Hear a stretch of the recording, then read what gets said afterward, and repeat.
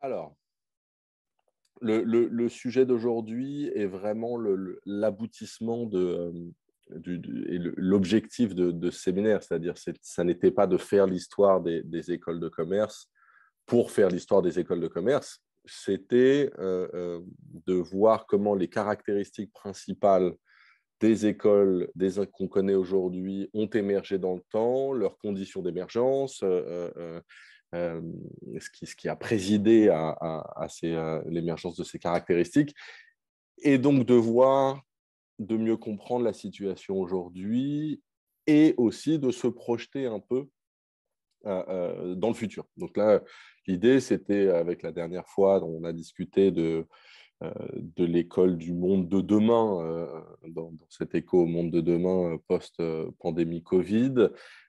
Là, je voudrais regarder, alors le titre est un peu pompeux, les 10 prochaines années, mais dans le sens de quelles sont les grandes tendances euh, des organisations, des entreprises, du marché du travail, et en quoi est-ce que ça interpelle les écoles aujourd'hui. C'est là-dessus qu'on se positionne. On a vu en retraçant l'histoire des écoles de commerce on n'a jamais été des institutions isolées de la société, isolées des contraintes socio-économiques, du marché du travail, du monde des entreprises, du monde de l'enseignement supérieur. Et on est dans des institutions structurellement en dehors des universités. On a vu pourquoi les premières séances. Et ça nous rend encore plus poreux et encore plus sensibles aux mouvements dans la structure de l'économie, du marché du travail et du monde des entreprises. Pour le meilleur et pour le pire. Pour le pire, par exemple, parce que un grand traumatisme d'une partie des écoles de commerce états-uniennes à la fin des années 2000, début des années 2010, c'est de se rendre compte que ceux qui ont activement contribué, voire sciemment créé la crise financière de 2007-2008, sont des anciens des écoles de commerce et des grandes écoles de commerce américaines. Et donc, il y a un certain nombre d'acteurs qui se remettent en question, ou en tout cas questionnent leurs pratiques en se disant comment est-ce qu'on a pu former les gens qui ont fait ça et qui ont mis à terre l'économie états-unienne d'abord, puis l'économie mondiale, qui a amené à un endettement extrêmement fort de l'ensemble des pays pour pouvoir redynamiser les économies, qui ont fait augmenter les inégalités, qui ont créé des situations de chômage et de récession économique. Enfin, voilà. Et ça a donné notamment un rapport qui a été commandé par la Fondation Carnegie. Historiquement, je le développerai un peu peut-être. Les fondations sont extrêmement influentes aux États-Unis sur l'enseignement supérieur en général et sur les business schools en particulier. Et il y a un rapport qui a été porté par Anne Colby, Thomas Elrich, William Sullivan et Jonathan Doll, qui a été publié en 2011 et qui s'appelle Rethinking Undergraduate Business Education, Liberal Learning for the Profession, qui a été rapidement appelé le rapport Carnegie. C'est un bouquin, il est accessible. Et il a fait un peu de bruit au moment où il est sorti parce que c'est un bouquin critique dans le vrai sens du terme, c'est-à-dire que ça n'est pas une attaque, c'est un moment de réflexivité sur qu'est-ce qu'on a enseigné, qu'est-ce que ça a donné, en quoi est-ce que c'est problématique et comment on pourrait faire les choses autrement. Et ça, c'est vraiment intéressant. Ils expliquent comment une certaine approche analytique, instrumentale, a dominé pendant longtemps dans les business schools états-uniennes, en quoi est-ce que ça a contribué éventuellement à des dérives et à des scandales, et ils font un état des lieux de ce qui se fait dans les salles de classe qui pourrait alimenter des pratiques pédagogiques et des manières de penser l'enseignement de la gestion, l'enseignement du management, qui pourraient être différentes. Ça a fait du bruit. L'Academy of Management, qui est une des institutions académiques états-uniennes, s'en est saisie. Les Danois ont beaucoup regardé, les pays scandinaves ont beaucoup regardé. Et en France, on n'en a à peu près pas parlé du tout. Je me trompe peut-être, mais si je suis passé à côté, les personnes connectées maintenant ou qui regarderont la vidéo plus tard, je les invite à me contacter pour me corriger parce que je vois ou j'ai très peu vu de discussions sur ce rapport spécifiquement. Et plus largement, la remise en cause du modèle pédagogique, du modèle d'enseignement et des valeurs des business schools ont peu été remises en cause à la suite de la crise financière et d'autres scandales, à tel point qu'on est même interpellé par moments par les médias, hein, le Monde, qui n'est pas vraiment un quotidien de critique d'extrême gauche, appelé en 2018, à l'anniversaire de la crise, entre guillemets, les écoles de commerce à faire un devoir d'inventaire. Commerce et ingénieurs, parce que les ingénieurs font aussi beaucoup dans la finance et dans l'entreprise en France. Un autre papier nous disait que l'aggiornamento se faisait attendre. Et donc, on se demande un peu si les écoles supérieures de commerce, les business schools françaises, ont vraiment pris la mesure de leur éventuelle contribution à la crise financière et plus largement à des problèmes de société. Il y a des évolutions et il y a des changements dans les écoles de commerce, mais qui sont aussi appelés par des organismes extérieurs, par des accréditations, par des classements, par le ministère.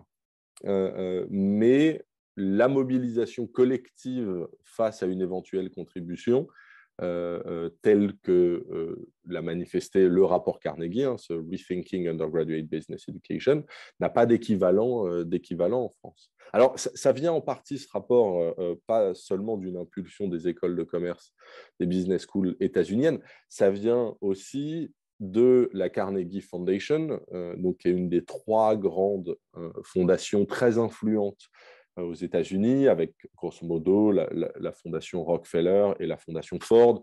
Il y en a d'autres, mais c'est les 3 acteurs historiques. Alors, Rakesh Khurana, dans son très bon bouquin qui fait l'histoire des business schools, et en particulier l'histoire de la ACSB sur l'ensemble du XXe siècle, montre bien que les institutions telles que la Fondation Carnegie ont à un moment commencé à conditionner leur financement extrêmement important à un certain nombre de critères et à l'adhésion à certaines valeurs de la part des business schools. Et Ford et Rockefeller sont un peu dans une démarche similaire, surtout à partir de la Seconde Guerre mondiale, où va être identifié, j'en ai déjà parlé, le fait que pour reconstruire l'économie, il faut moderniser l'économie, que cette modernisation de l'économie états-unienne passe par la formation d'élites qui vont pouvoir diriger les entreprises de la meilleure manière possible, et qui veut former des élites doit se donner les moyens de structurer des business schools de qualité et d'excellence. L'idée des fondations, c'est donc de réformer en partie, en conditionnant leur financement, de réformer en partie les business schools pour qu'elles forment des grands dirigeants d'entreprise pour porter les grandes entreprises du pays et donc alimenter la santé économique des États-Unis et sa démocratie. Les deux sont très liés dans cette pensée-là, et asseoir leur influence, si ce n'est leur domination, sur le monde. Ce qui est intéressant dans les fondations, et en particulier Fondation Carnegie, mais c'est aussi vrai pour Rockefeller et pour Ford dans des mesures différentes, c'est qu'elles sont très orientées vers ce qu'on appelle Liberal Arts Education. L'éducation par les arts libéraux, c'est cette idée qu'on ne se lance pas directement dans une business school après le bac. Aux États-Unis, traditionnellement, on commence par aller dans un liberal arts college, dans un college, c'est-à-dire on passe 4 ans à étudier plein de choses différentes, où on a accès à peu près à toutes les disciplines. Imaginez une fac dans laquelle les étudiants français pourraient à la fois étudier de la sociologie, de l'histoire, du droit, des sciences de l'éducation, du théâtre, de l'histoire de l'art. Il pourrait aller choisir un peu tout ça avec une principale contrainte qui est de choisir une majeure et une mineure. pour pouvoir avoir un diplôme un peu aligné sur quelque chose. Et puis, il y a aussi un certain nombre de fondamentaux. Dans cette logique-là, la business school est plutôt ce qu'on appelle vocational school. C'est plutôt une école postgraduate, c'est-à-dire de second cycle, dans laquelle on arrive, pour le faire un peu vite, en master. Donc, on fait autre chose avant et on y arrive ensuite. L'idée étant de s'élargir au monde et d'y arriver, d'arriver à des études en business, en management ensuite. Et ça a amené à une vision des business schools comme étant des business schools, des écoles de formation de professionnels, et pas de techniciens. On en a parlé très rapidement avec Harvard et avec la Saïd Business School dans la session sur les écoles ailleurs, les business schools ailleurs. Et dans leur vision, les professionnels doivent certes maîtriser un certain corpus scientifique relativement stable sur la discipline qu'ils vont pratiquer. On pense aux avocats, on pense aux médecins, on pense aux comptables, mais également un sens de la mission, certaines valeurs. Donc, il s'agit de professionnaliser les business schools pour les fondations états-uniennes, de transmettre des valeurs, des principes, un sens de l'amitié, de la mission, un sens du service. Et donc, on voit bien qu'à partir du moment où on accumule les scandales dans fin des années 90, début des années 2000, Enron, Wirecard, Volkswagen, la grande crise financière de 2007-2008, forcément, pour ces fondations-là, il y a un problème de fond, puisqu'elles ne sont pas là dans leur chair, dans leur ADN pour former des techniciens, mais pour produire des professionnels. Or, un professionnel ne devrait pas, ne pourrait pas se comporter ainsi. Et quand ce rapport est commandité, une des choses que font les auteurs et qui est vraiment passionnante, c'est de dire qu'il faut aussi que les écoles, les business schools soient en lien avec la société et les entreprises de leur époque. Or, si on regarde l'enseignement des écoles de commerce, il est très fortement tourné vers des entreprises plutôt de grande taille, plutôt structurées, plutôt intégrées verticalement. Et quand on enseigne un peu l'entrepreneuriat, finalement, on a peu de théorie de la start-up. On est plutôt dans un enseignement de la grande organisation bureaucratique. Or, il y a un certain nombre d'études, y compris une qui est passionnante par un États-Unien qui s'appelle Gerald Davis, qui a publié il y a quelque temps, en 2015 ou 2016, un bouquin qui s'appelle The Vanishing American Corporation. Ça n'a pas été traduit à mon sens. C'est un bouquin passionnant parce qu'il y montre que la grande entreprise classique, la corporation, en fait, elle est en train de disparaître. Cette entreprise qui était basée sur une production de masse, une consommation de masse, une concentration de capitaux, des économies d'échelle. C'est un long processus d'émergence au 19e siècle et qui arrive à son apogée au 20e siècle. Mais à partir des années 80, en fait, l'économie se financiarise. Là, il y a ce qu'on appelle la Nikeisation de certaines entreprises. Nike, qui est un grand concepteur et vendeur de chaussures, mais qui ne produit pas de chaussures. Nike n'a pas d'usine. Nike fait construire, assembler ses chaussures dans des pays du sud-est asiatique principalement, de la même manière que Apple n'assemble pas, ne construit pas de téléphone ou d'ordinateur. Ça n'est pas leur métier. Donc ça veut dire qu'en termes de taille, elles sont de plus en plus petites par rapport à un constructeur automobile, par exemple. Et on voit émerger également ce qu'on a appelé la gig economy, les entreprises pop-up ou l'ubérisation de l'économie, où de plus en plus les statuts de travailleurs sont temporaires, précaires. Proportionnellement, les grandes entreprises en termes de capitalisation boursière aujourd'hui sont relativement petites en termes de taille et de nombre d'employés, ce qui veut dire qu'on ne manage pas de la même manière dans la gig economy et dans cette structure qu'on manageait avant. Donc, il y a forcément un modèle à développer. Les auteurs du rapport Carnegie identifient quelques caractéristiques de ce modèle. Je vais les citer très rapidement. Un, c'est plutôt des organisations qui sont un réseau complexe de fonctions sous-traitées. Deux, qui sont organisées par une fonction de direction centrale. Donc, en fait, on a de plus en plus un éclatement des fonctions qui sont sous-traitées. Alors, pensez Deliveroo ou Uber, qui, bien que ce soit le corps du métier, n'a pas formellement comme employés des livreurs ou des chauffeurs de voiture. Ces fonctions sont sous-traitées, donc elles sont organisées par une fonction de direction centrale. Trois, reliées à des chaînes logistiques, et quatre, dont l'intrication est coordonnée par des technologies de l'information. Donc, tout ça se passe aussi via des plateformes, des algorithmes qui vont avoir une autonomie dans les arbitrages. Et par exemple, le principal manager de Deliveroo aujourd'hui, c'est ni un homme ni une femme, il s'appelle Franck, c'est un algorithme qui, lorsqu'on commande sur Deliveroo, connecte les restaurants, les livreurs, les personnes chez qui ça va être livré, indique au livreur où est-ce qu'il va être, par quel chemin il doit passer, qu'est-ce qu'il doit prendre, indique au restaurant qu'est-ce qu'il faut préparer et à quel moment il faut le donner au livreur. Donc finalement, une partie du travail de management est assurée par cet algorithme qui fait le gros du travail de management. Donc dans ce nouvel environnement, les managers ont des rôles qui sont complètement différents.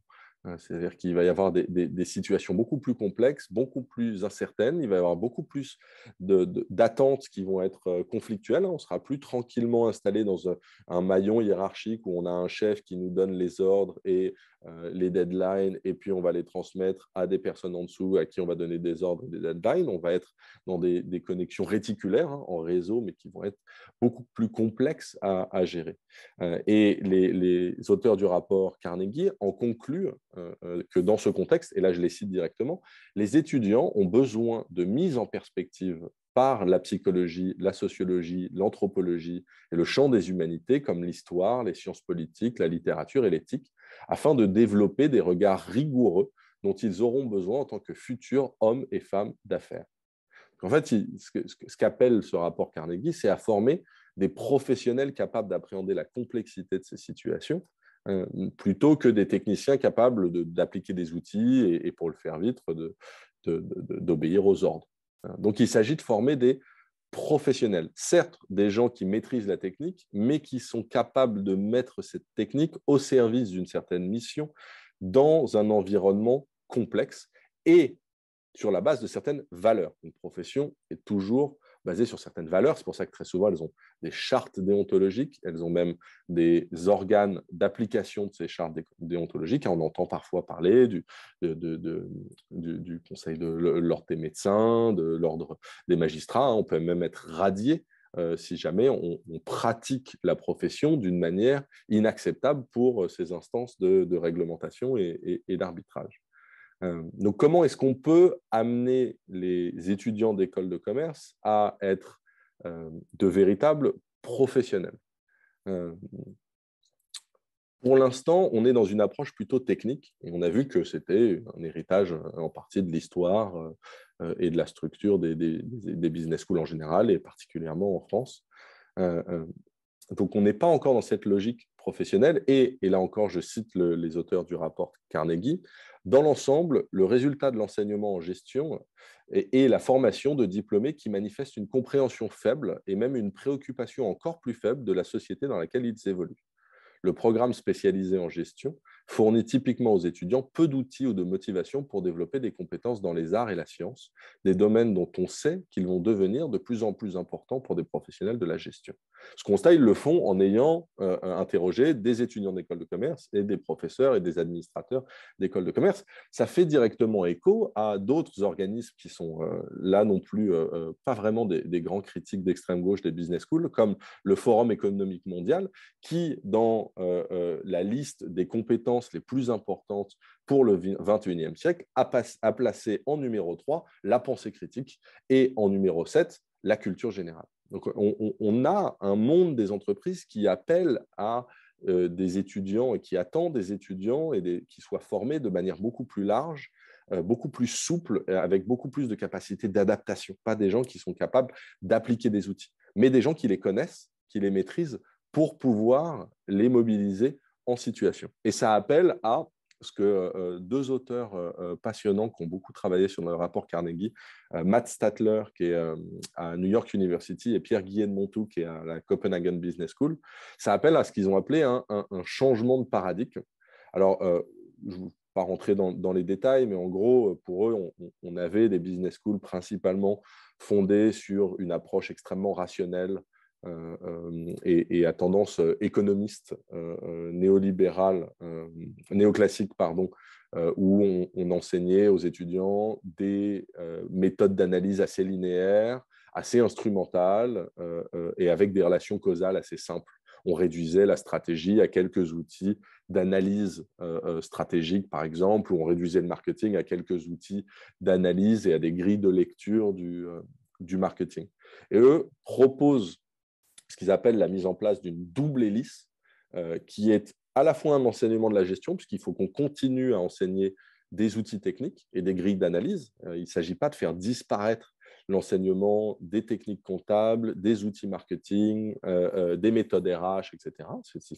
Mais de les mettre avec une seconde hélice, il faut visualiser un peu la représentation de l'ADN, par exemple, avec les arts libéraux, c'est-à-dire qu'ils veulent introduire de la culture générale, des sciences humaines et sociales, des humanités, de la science, de l'histoire de l'art, de la littérature, mais pas comme un électif à côté, mais comme une part, un pilier fondamental des écoles de commerce, des business schools, ce qu'ils appellent le paradigme CAPRA, qui est Collective Action, Practical Reasoning and the Arts.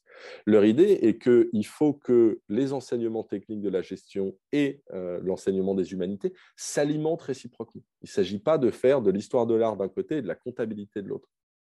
Il s'agit de faire de la sociologie et du marketing. Il s'agit de faire de l'anthropologie et de la finance. Et à ce moment-là, on pourra commencer à faire de la sociologie des outils comptables. On pourra faire de l'anthropologie du marketing et du consommateur. Donc, il faut qu'il y ait des ponts qui soient mis ensemble, et ça permettra aux étudiants de développer un regard critique, mais au sens de la distance nécessaire et de la capacité à penser les situations pour éventuellement créer les outils de demain. Il s'agit de coupler histoire et comptabilité pour que les étudiants puissent comprendre les évolutions des techniques comptables et donc la prochaine évolution à laquelle ils vont faire face quand ils ne seront plus chez nous, entre guillemets. Et donc, ça appelle à une critique de fond qui soit constructive et qui ne soit pas ni destructive, c'est-à-dire rejeter tout ce qu'il peut y avoir dans les écoles de commerce en disant qu'il faut les fermer. Il y a eu un certain nombre de propositions de fermer les business schools à la suite de la crise financière par certains, mais il ne faut pas non plus tomber dans la réforme cosmétique. Il faut prendre ces critiques suite au scandale, aux crises financières, et également les critiques du monde des affaires, les attentes des dirigeants en termes de compétences, de savoir-faire et de positionnement de nos diplômés, et les intégrer profondément dans nos enseignements. Il y a un appel aujourd'hui, il y a un certain nombre de modèles, je partagerai les textes avec vous si ça vous intéresse, qui critiquent la satellisation de ces enseignements de fond, c'est-à-dire pour être un peu caricatural la plupart du temps, la culture générale, les sciences humaines et sociales, les humanités, mais aussi l'éthique, la RSE, le développement durable, font l'objet d'enseignements parallèles qui ne sont pas mis au cœur des enseignements de fond, entre guillemets, des techniques et des outils. Le résultat, c'est qu'en fait, on a une espèce de cosmétique éthico-culturelle, je dirais, pour être un peu provocateur, mais dans lequel on va avoir des cours RSE développement durable qui sont à part, qui sont généralement peu valorisés, peu reconnus, et on en arrive à ce paradoxe qu'on peut valider son école de commerce en ayant eu un 7 en éthique ou un 5 en éthique et en le rattrapant, de la même manière qu'on peut avoir son diplôme d'école de commerce en ayant 5 ou 7 ou 10 en comptabilité et en passant au rattrapage éventuellement. Ça veut dire que les valeurs fondamentales que sont portées par l'éthique, par exemple, ne sont pas plus importantes que le reste. Ce qui veut dire que, d'un, on dévalorise toute cette approche des arts libéraux, de l'éthique. Deux, on n'hybride pas. Ce qu'il faudrait penser, c'est une refonte profonde des enseignements des écoles de commerce pour faire face à ces attentes à la fois du nouveau monde des organisations dans lesquelles nos étudiants vont être plongés, dans une économie uberisée, avec une grande entreprise qui disparaît, avec de plus en plus d'entrepreneuriat et de structures autonomes, des fonctionnements en réseau dans lesquels une bonne partie des enseignements classiques ne fonctionnent plus du tout, à faire face aux situations complexes et incertaines avec une multitude d'acteurs qui vont avoir des attentes extrêmement différentes et les équiper pour faire face à ça. Je participe ici à Oxford à une enquête où on fait des entretiens avec des dirigeants de grandes entreprises. On parle d'équivalent de CAC 40 en Angleterre. Ce qui est très intéressant, c'est que quand ils doivent gérer leur réputation, ils sont totalement perdus alors qu'ils ont été formés dans les plus grandes business schools et qu'ils ont des postes extrêmement importants. Et ça leur déplaît profondément. Je vous donne un exemple que j'ai rencontré il n'y a pas longtemps d'un PDG qui dit mon board, mon conseil d'administration veut que je paye le moins d'impôts possible de manière légale. L'État m'offre la possibilité de minimiser mes impôts avec un certain nombre d'avantages légaux. Le public veut que je paye le plus d'impôts possible parce que sinon on m'attaque pour évasion, optimisation fiscale. Et lui, devant cette contradiction des différents acteurs, il a envie que d'une chose, c'est qu'on lui dise paye tant de taxes. Il le dit lui-même, il est perdu devant ces divergences de points de vue de tous les acteurs sous lesquels il se sent mis en pression. Et lui, il aimerait une seule chose, c'est une situation simple où on lui donne un pourcentage qui paye et qui puisse se concentrer sur autre chose. Nos étudiants vont être confrontés à ces situations dans lesquelles il y a des divergences de points de vue, des problèmes extrêmement complexes qu'on appelle wicked problems, dans lesquels il n'y a pas de solution simple. Et les enseignements techniques donnent l'illusion que les problèmes ont tous des solutions et que ces solutions sont relativement simples, il suffit d'appliquer les outils.